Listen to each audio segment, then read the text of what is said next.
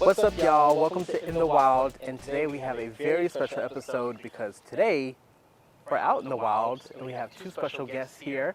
We have Matt Davis, who is on our podcast before, but now we got to do some cool stuff with him outside, who is our coordinator for outdoor recreation. And we have a trip leader with us. Her name is Lauren Ford. She is a sophomore biology major, and we're going to get on the water very soon. So watch us be out in the wild. So Matt, first up, you've been here since, what, 2021? February of 2021 is when I moved here. Okay. How has outdoor rec changed or grown since you started? Since the beginning, it has grown, I'd say, over tenfold almost from what we started with. We started with 8 kayaks in a closet in the back of the rec center. Okay. Right now we have 12 kayaks, 6 paddle boards. We have camping equipment that can supply up to almost 20 people. We have 12 sets of top-of-the-line mountain bikes. Oh, cool. We have sets for disc golf. We have all types of field games and activities for intramural sports. I'd say we've grown a lot. Yeah, that does sound like a lot. I didn't even know that we had about 4 students. The mountain bikes were definitely a newer piece of equipment that we finally got last summer. They just came out of basically the pandemic. Everybody wanted bikes, and we were on a 1.5 year long back order to get those filled. But we finally have all of them, and we now run mountain biking trips every Monday night down the canal, and then different trips here and there on mountain biking courses in the area. That's awesome. Like, sounds like you're pretty busy with that for Yeah. All right, now that I've caught up, next question for you. Okay. Do you ever find it challenging to kind of keep up or keep students engaged throughout the colder seasons? I know here we don't always have like a full winter, but when it's a little bit chillier, does that affect like engagement at all?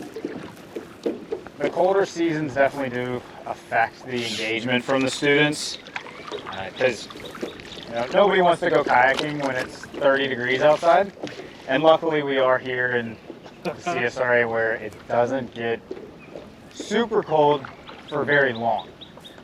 And with that, we've kind of switched up some of our game plans on trips to where we will do more events inside, to where it's going rock climbing at the rock climbing gym, or we'll do just a campfire night. Just to sit outside and roast s'mores around a campfire, even if it's on campus. We've had roughly 200 students come out before. Oh, wow. Just to roast a marshmallow. We find that it brings the students back to a sense of childhood, and just to get a sugar rush off of eating a marshmallow and some chocolate, they enjoy it. But it's definitely a challenge on those nice warm days. We all want to be out on the water, but we can't predict the weather. Yep. We ran a backpacking trip last weekend. The weather said it was supposed to be nice and sunny, 60, 70 degrees. The week of, I checked the weather, it was forecasted for 2 inches of snow. Oh, wow. And to tell students, hey, we're going to go camping and it might snow 2 inches, they weren't super excited. And then as the week progressed, the snow turned to rain. The rain turned into 40-mile-per-hour gusts and 30-degree weather. But I will commend every student that came on that trip, because they were troopers and enjoyed it. They dressed warm, survived the night, and they had a blast. I kind of want to get them polar bear badges for it. Polar bear badges. Yeah, what has been one of your favorite trips so far? So far, honestly, any of the overnight trips that we've done have been a blast. It's been a really good way to make friends and connect with people, and it gets you kind of just more out there with the amount of things you can do, there's, let's say, so we've done a couple camping trips, and I will definitely say that before the Auto Rec, before I started like college, I had only gone camping once, and like I knew it was something I was interested in, but I had no idea how much fun it would be. Like we've had lots of paddle adventures on these trips, on camping trips, and like I've made some of my best friends from these trips, and I get to be outside, which is what I really care for, you know. Another one that was kind of unexpected that was really, really fun was our spring break trip last year at Hungry Mother State Park, which we're actually going back for this spring break too. And at first I was a little bit skeptical of like, okay, so we're doing trail work at a state park. It's got a weird name. Like, Hungry Mother, like what? But I'm like, I was down to go. We all still went. It ended up being 4 of us, including me and Matt, and like the entire week, it was a lot. It was a lot of hard work, but it was a lot of fun. We built a mountain bike trail, and then at the very end of the week, we got to actually be the first people to bike down it. We made friends with the park staff, and like the amount of like memories I have from that trip, and just something to look forward to. We took mountain bikes there. Like that was actually something I was way more interested in getting started at. And I'm not great at it, but it was a lot of fun, and I knew it was something I wanted to keep doing. So getting out there and trying new things, you know. Yeah, how did you become or get involved with being a trip leader? So that was a random one. I remember it was leap week it was orientation week my freshman year, and I remember hearing somebody mentioned, like I ended up going to this student engagement thing. I could have gone to like 5 other little seminars in that day, and I was like, okay, I don't know anything about like how to meet people here. And it ended up being the campus recreation director, Trey Harrison. I heard him mention a ski trip, and I was like, okay, you got my attention. And like all of these other things, and I was like, and I actually stayed back and I waited, and I got up after he finished talking and talked to him. I was like, hey, like I want to go on that, a ski trip, are you kidding me? I'm like, okay. And talked to him for a few minutes. He ended up giving me Matt's email. And I think maybe the first month of being at college, I kind of got the hang of things. And then I was like, hang on a second. I'm like, I remember them saying something about all these trips that were gonna like start getting into play and everything. I heard it was just starting. So I reached out. I went back in my little notebook and I found Matt's email. And I emailed him and I'm like, hey, I would like to know what's going on. And he reached back out and said, hey, free this week, I can meet up and we can talk about some things. And that's just kind of how I started getting involved. I signed up for the first camping trip that we did, and that's basically where it hit off. So. And the rest is history. Yeah. Matt, what has it been like for you being able to work with students like Lauren?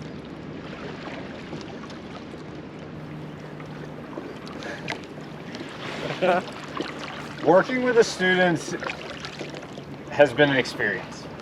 Okay. Coming from a background where I managed a whitewater company and basically training rafting guides, they're not students. They're there for one reason, and they just love the water. And with working with the students like Lauren has a passion for a lot of outdoor pursuits, and being able to then speak into every single one of those pursuits and build her leadership skills has been a lot of fun. With that, it's, we're working on leadership skills, communication skills, technical field skills, and trying to then put all those together to make her into the strongest trip leader that she can be. And it's simply, it's like having a stool with 3 legs on that stool, and it's like a little tripod. And if one of those legs are shorter or taller than the other, she might not be as successful as a trip leader. And so we're constantly working on every trip to make sure that she can be a strong leader. So at one point, as the program builds, we can then run multiple trips on the same day, to where she can take a group of students out alone and I can take another group. And so we might be able to do beginner level trips and advanced level trips at the same time, where our skill levels might not match up at this moment. Gotcha. How many trip leaders do you have? Right now, it's just Lauren. Okay. The program's still growing to where we don't have enough consecutive trips that I need a lot of trip leaders. Right now, one extra hand is just what I need to make sure we have another set of eyes on people while we're on the water or on the lake or, at a campground. Gotcha. That makes sense. But I'm hiring. So a small little plug. If you're looking for a job out there and you enjoy the outdoors, yeah, if you're enjoying send me what an we're doing email. Right now. I'd love to look at your resume and talk about it. So what will make a perfect trip leader? That is a hard question. What makes a perfect trip leader? Just like rapid fire, what comes I think what I need comes to to listen mind? to this one. Someone that is comfortable being uncomfortable. Someone that can take the initiative, jump into a situation, and isn't scared to take the leadership of it. Be able to make a confident decision in something and stick behind it. And even if it might pan out to be a horrible decision, also have the being humble to say, that was a bad idea. I'm open to suggestions, and be able to process those to make the next decision. To discuss a plan, attack the plan, and execute. So it's difficult for the good trip leader out there. They need to have a passion for the outdoors. That is a big key. If they don't like being outside, this isn't the job for you. That's very fair. Laura, what would you say would make a perfect trip leader? Like you said, somebody who likes being outside, somebody that's good with taking a step back to let other people have the fun. That's kind of one thing that I realized probably my senior year of high school. My family put together a trip for our little tiny school that we we ended up taking about 20 kids that had never skied before, hadn't even seen snow, and I've grown up skiing, so I was told, hey, like, you need to step back and you need to help out before you go off and have fun on your own. And I see what you're saying. as somebody who I was really, really selfish before with, like, if I wanted to have fun, it was my way or that was it. But I really realized that a big important part of it is, like, you have to, it's fun to let other people have fun. It's fun to be able to provide that opportunity for other people. I would say that's a big part of it also. 'Cause that comes back into the main mission of the program, is to give other students the experience that they've never had. Yeah. And being able to empower them to go and have fun. Right. Teach them that there's fun things to do out here. Yeah. And just being able to give that experience, it's really cool, especially like stuck around on a lot of the trips, and like we get a lot of first-time kayakers out here, and a lot of them it's really neat to just watch and see what people think. And I mean, it's a little scary at first, but watching people over and realize, oh wow, this is really fun. You're like, see, I told you. But I like watching people enjoy the things that I enjoy. So I think that's a huge aspect of it. So have you always been like an outdoors person? For the most part, I grew up riding horses. Like, that was my big thing. So I mean, I would spend probably 3 or 4 hours outside every day riding, growing up.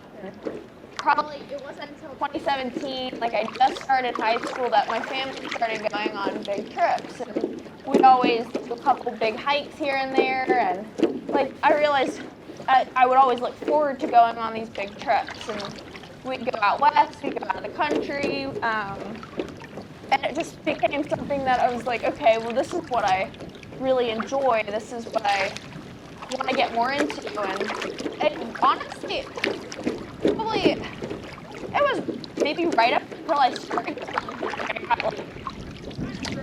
and working here helped with that, because I know it's something I really wanted to get into, but now I feel like it's become more of a part of me, I guess. I don't know if that makes sense. Yeah, that makes perfect sense. Yeah. So like process, because I used to be pretty timid, but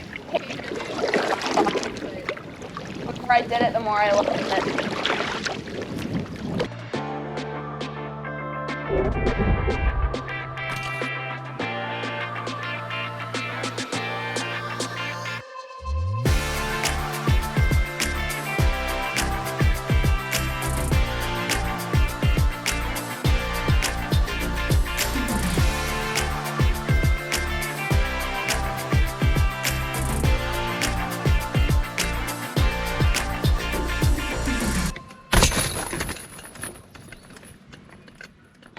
I feel like a lot of students, and probably faculty and staff too, like don't know about all of the, I guess, range of opportunities that y'all offer.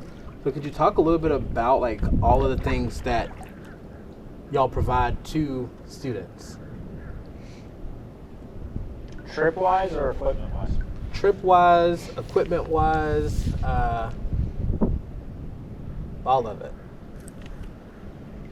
Trip-wise,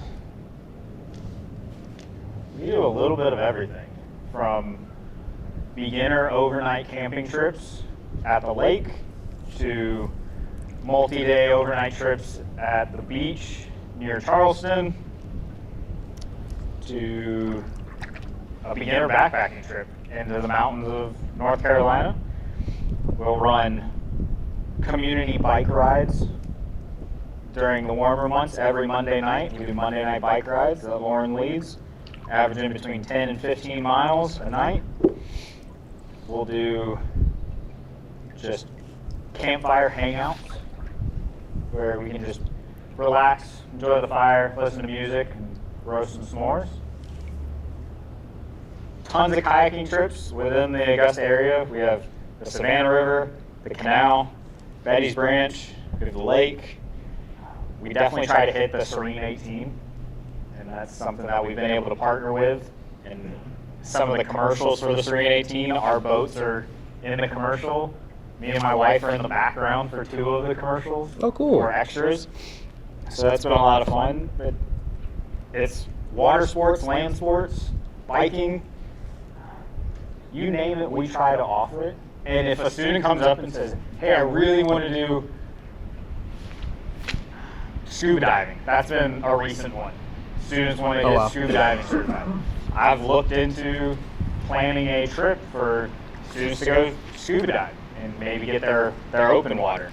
Now, with those types of requests, there's a lot of logistics that go into that, and got to make sure budgets are available. But if a student has a suggestion, I definitely am open to it and see if it can be possible to offer for them. Okay, so question for the both of y'all. If you had to choose a dream trip for outdoor rec, with money being no object, and say, Matt, you have all the trip leaders that you need, what would be a trip that you would propose taking our students on? And Lauren, you too. You went first. A dream trip, and Yeah. there's a dream trip that I'm actually close to being able to do. Okay. But I want to take a trip of students for spring break. I want to go to the Keys. I want to get on a sailboat. I want to sail for a week in the Keys where they can see some reefs, go snorkeling, experience sailing, just experience the water for spring break. that would be an ideal dream trip. It just costs a lot to get a sailboat. Yeah. And there's a lot of logistics that go on with that, but I'm getting closer to making that a reality. Can employees be volunteers for trip leaders? That's been something that's been brought up a lot, of employees wanting to come on trips to be trip leaders. At the moment, can't allow employees to come. The only time professional staff come on a trip has been the ski trip, and I just need some other chaperones. But those are the director of campus rec and the coordinator for intramurals. Gotcha.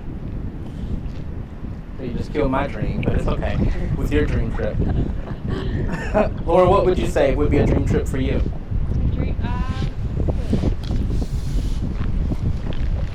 A lot of the outdoor trips have kind of been like, see where it takes us and See what we come up with. I don't know if I have a specific dream trip as of just yet. I think it'd be really cool to go out west if we had the, well, you said ignore the money. Yeah. But, I think there's some really cool places out west that I'm really interested in trying to get to, and I think like we just did our first backpacking trip of the that we've had so far. So there's some places out west that I'm like, maybe we could, if the time was right, and we had enough people to Unlimited go. money. Yeah, unlimited Yeah. money and everything, then there's some really neat places. places. I don't even have any specifics because there's so many. What's one that comes like off the top of your head, like out west, that you would go to? So a couple years ago, my family went to this slot canyon in Utah. That one was really neat. I remember seeing people backpack into it, and we just did a day hike. We didn't make it very far. We only went 5 miles in, 5 miles out. But I think it's a little bit over 20 miles long, but you can camp in there, and it's a little bit of like Canyoneering and a couple really gross mud holes holes you have to cross. Look really cool and really fun. It's one of the longest continuous slot canyons in the world. It's Augusta University, and that would be really cool to go to. Okay. But like, there's just a lot. I'm always looking. Or like, they just released the Havasu by Falls. Get tickets or permits to get back in again. So like, that would be really cool. As another backpacking trip. I think you have to spend 3 nights down there. Okay. But that one's in Arizona, and that one's Pretty cool also. So just big trips, like I don't know, go. neat places. I like to get away from Georgia on vacation. I guess going back to, the budget question, what would students have to provide or pay for if they want to go on one of these trips with y'all? So the great thing about the program, which makes it really unique compared to other programs in the USG, is that the outdoor rec program is completely sponsored by student fees.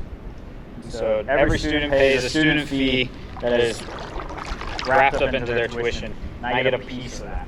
And so for any of the equipment, any trips, it is absolutely free to them if it's within the CSRA. So within that hour to 2 hour span of Augusta, everything's completely free. Once we go into overnights and a little bit farther out, I have to charge for the trips, but that charge is It hasn't been nothing like $100 compared yet. to No. what you would see at another school. The most expensive trip we've had so far is the ski trip from last year. It was $100 for your spot on the trip. That $100 paid for 2 days worth of skiing, your ski passes, your rental equipment. It paid for your hotel for 3 nights. Oh, wow. And your transportation there. A total, if you were not getting it as a student rate, it would cost you upwards of $800 to $900 a person, and students paid $100 for it. That's awesome. So their student fees definitely come in handy, and the budget allows for making really unique trips possible. All right, last question. Where can students go to learn more about the upcoming events and just the equipment, process, all that fun stuff? For upcoming events, the best way is to follow us on social media. AUG_campus rec on Instagram. It's probably going to be the best way to keep up with the most up-to-date trip, when a trip is posted and sign-ups are available. You can also go to the Campus Rec website and pull up a list of upcoming trips, but the Instagram is probably where you're going to get the most up-to-date because the trips are hot commodity. They go fast. The ski trip, when it was posted, it filled up in 15 minutes. Oh, wow.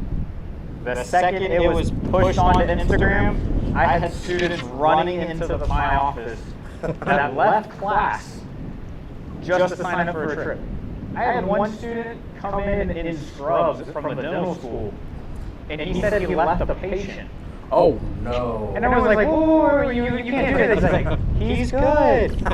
he was finishing up paperwork and everything. He was about to be out the door.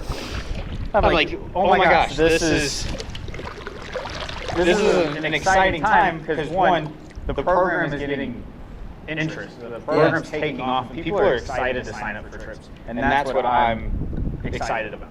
I want every trip to fill up quickly. I want them to go on the trips, have a blast, tell their friends about it, and send them back for more. So go to Instagram, follow you guys, and probably turn on notifications so that way they literally will know as soon as it happens. Exactly. That's how people found out about the trip. They had their post notifications turned on. The second it posted on Instagram, it The chimed notification, and yeah. they ran to the building to sign up. Well, thanks so much for y'all being out here with me, taking me out here. I guess we can make our way back. All right.